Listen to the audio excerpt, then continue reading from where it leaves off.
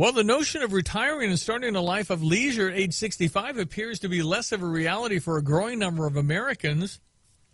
Recent Career Builder survey found 30% of U.S. workers age 60 or older don't expect to retire until they're at least 70.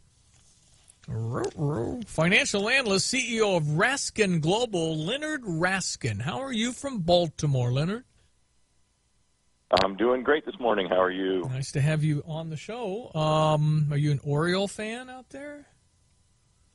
Absolutely. Okay. Right now, the Orioles look better than my Cardinals. Right now, anybody looks better than my Cardinals, so we're hurting here an early start. Well, we had a tough one last night, but we'll make it. Who'd you play last night? Played Boston and had one inning with two or three errors, gave up 5 runs. It was pretty catastrophic. Darn errors. Hurts us. Leonard Raskin. All right, so what's the story? Am I working till 90, or what do you got here? Here's hoping not. But what we've got here is the failure of Americans to save. So now they get to 60, and they suddenly realize they want to retire and don't have enough money to do it. Something you should have learned and noticed much earlier and started saving and investing much earlier. But that's the problem. You get there, and then it's like, okay, thanks for the lesson, Leonard. Appreciate it, but what do I do now? Yeah, now you have to pump every dollar you possibly can at age 60 into savings and investment so that someday you can retire if you want to. But retirement is an interesting notion. It's a kind of 2-generational thing. Before that, it didn't even really exist because nobody lived that long. So yeah, that's true. You worked, that's right. You toiled, you died. After that, retirement became this thing, and companies had these pensions, and you could retire nicely on pension and Social Security. Well, now companies have said, you do it yourself. Social Security's still there, but that's not nearly enough for anybody to retire well. Right. Okay. You've got to save it yourself. So really this is targeted toward our younger audience, maybe 20s, 30s, 40s, that it's really imperative if you ever – and stuff happens in your life, your health and all that other stuff. So you really need some sort of planning, but sometimes you're just barely making it to make ends meet. Is anything better than nothing as far as savings goes? Absolutely. And the more you can save, the better. First things first, get a budget. Figure out what you're spending. Make sure you're saving. The goal should be no less than, ready for this, 15% of your gross income saved. That's what you should be shooting for. Okay. Doesn't mean you can get there this year maybe, but start with something and then think about it. Over your career, you're liable to get raises. You're going to get pay increases. Every time you get an increase, save a greater percentage of the increase. Before you know it, you'll be at that 15% of gross because you've disciplined yourself to save it. Most people can live on what's left. That's the plan. Then learn how to invest it, diversify globally, hold it for a long time. You'll do great. Leonard, what you're describing sounds a tad like discipline. How dare you, sir? That's microaggressive. That's microaggressive. I feel very offended by this. This whole thing just offends me. I might be targeting. I could be targeting some listeners right now. Yeah, you are offending us, sir. Boy, I tell you, it's yes. Well, and how have you done, Leonard? Have you saved? Absolutely. The minimum 15% of gross has to be done, and you've done that. And absolutely. So that TV commercial where you're carrying around your number's pretty cool. Well, the answer is that's a great commercial to at least get you thinking, but that number is nonsense. You just need as much as you can have.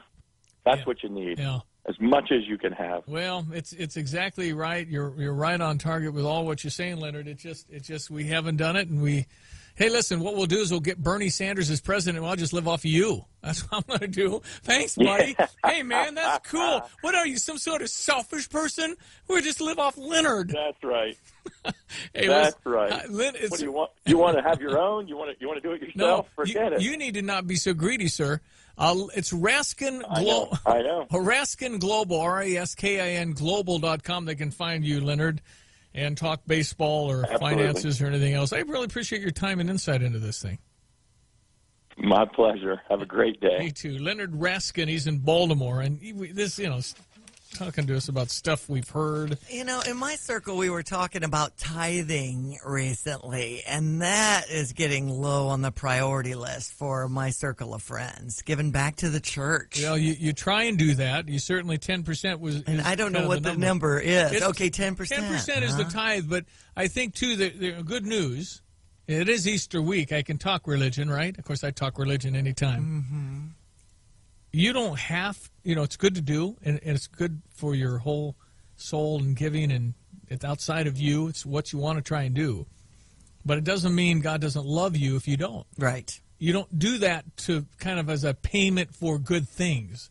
You don't say, boy, if I don't, I got to make the payment. Otherwise, that's not how it works. You give lovingly, freely, absolutely without any, I can't. Right. You give freely. That's what the goal is, to give freely without thought and to have faith that's all going to come back. Well, and sometimes when times are tight, I just try to make it up in my time and service. I'm here to tell you, I don't try not to judge too harshly. You're a good person, Diane. But the point is, if people, they need to give as much as they can, I think, to other folks like churches and entities, your favorite charities. And this is good because it's outside of you. One of the biggest problems we have right now is all about me. It's all about me and me and me and my tats and my pierced body. But it's not about you. That's part of the secret of life and living a life of I think goodness is to think outside of you and to think of other people and how you can be good and a blessing to their life. The tricky part for me right now is my 13 to 23 age category of kids I'm raising and installing those kind of good saving tips to them when, all they see is the sell on the jeans and there goes the savings. That's tough. It's a tough one, but I'm telling you, I have told the kids, and they know exactly what I'm going to say, save as much cash as you can. Cash gives you options. You have to have cash. It has options. Benjamin, my middle triplet, has worked 3 or 4 jobs for years, and he's only 19. And he's doing pretty good. Yeah. So he decided during spring break, he and Grace are in New Zealand, my daughter, and he said, let's go on a cruise. They got a last-minute cruise and a nice price, and he bought her a cruise. Nice. Now, he had options because he's been saving every dime. Yeah. That's what you do. You just save every dime, and you're very careful what you spend. Yes. You can't.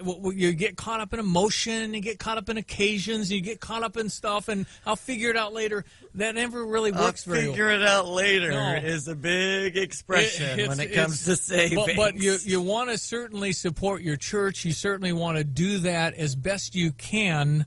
But I believe that there's no ramification if you're short this month. That's not how it works. Sure. But to give with the free and giving heart, I think. Well, thank you for defining here on ESPN 93.5. My opinion. I appreciate all that. my opinion is this whole darn show. Let's check your